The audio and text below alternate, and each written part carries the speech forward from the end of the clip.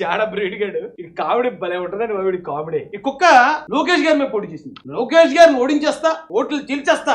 ఈ కుక్క పోటీ చేయడం వల్ల అనుకుంటా ఈ రాష్ట్రంలోనే రెండో హైయెస్ట్ మెజార్టీతో నెగ్గాడు. ఈ కుక్క ఎన్ని ఓట్లు చీల్చిందని చూసానండి. చూస్తే ఇవ్వండి నారా లోకేష్ గారు 1,67,000 ఓట్లు పడ్డాయి ఆయనకి. తర్వాత మరుగుడు లావణ్య గారు అటు వైఎస్ఆర్సీపీ 76,000 ఓట్లు ఆవిడికి పడ్డాయి. జొన్న శ్రీనివాసరావు సిపిఎం కి 2,600, రావు సుబ్రహ్మణ్యం ఎన్వీపీకి 1000, కొరపాటి సుబ్బారావు గారికి బిఎస్పీ 976, నోటాకి 890, నోటాకు కూడా 890 ఓట్లు పడ్డాయి. నోటా దాకా కూడా ఇంకొక పేరు కనపడలేదు నాకు. అరే రాష్ట్రాన్ని నత్తల కొత్తలం చేస్తానన్నాడు. ₹1,00,00,000 నియోజకవర్గానికట 175 కోట్లట. మరి ఏది కుక్క ఎక్కడ పోయిందబ్బా అని ఎత్తికానండి. దీంట్లో ఎత్తిది కుక్క ఎక్కడికి వచ్చిందండి? ఇక్కడ ఉందండి. ఈ కుక్క ఎన్ని ఓట్లు సంపాదించిందంటే డైరెక్ట్ పొడి చేస్తే 416 ఓట్లండి. వాళ్ళు కూడా వేరే గుర్తుకి అయిపోయి ఈ కుక్క గుర్తు అయ్యి ఈడికొచ్చి 416 ఓట్లు కట్టండి.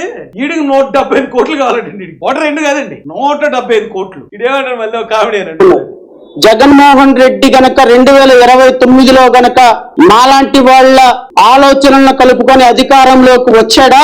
అదిగో ఈ కుక్కలు సాధించిన ఓట్లండి 416. పక్కదానికి అయిపోయి ఇడికి ఎత్తే పడ్డ ఓట్లు. దాంతో రాష్ట్రం తలకిందులు చేస్తాడు. ఇందాకేమన్నాడు జగన్మోహన్ రెడ్డి గారు? మాలాంటి వాళ్ళు కలుపుకెళ్తే ఆయనే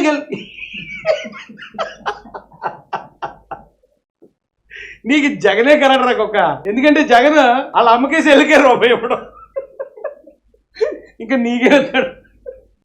అది కామెడీ కుక్క అండి. ఇది చాలా కామెడీ కూడా చేస్తారు. ఒకవేళ ఎవరైనా అదేం రాజకీయం, అలాంటి రాజకీయం చేయడానికి మేము రెడీగా వెళ్ళాము. ఎడా పరిమాణ వాళ్ళగా ఉన్నాం. చూస్తే నేనేదో పలానా ఉద్యోగం చేసామంటే ఏదో నిన్ను ఏదో మంచోడు అనుకున్నాం. మేము ఎంత చీప్ గా ఉన్నాం, ఎంత బజార్గా ఉన్నావు ఎట్రా నువ్వు. మీరేరా బయటకు అన్నారు అనుకోండి, అండ్ నీ కుక్క మొరవటం మొదలెడుతుంది, బెదిరిస్తుంది, కరిచేయడానికి వచ్చేది, అన్ని చేస్తుందండి ఇది.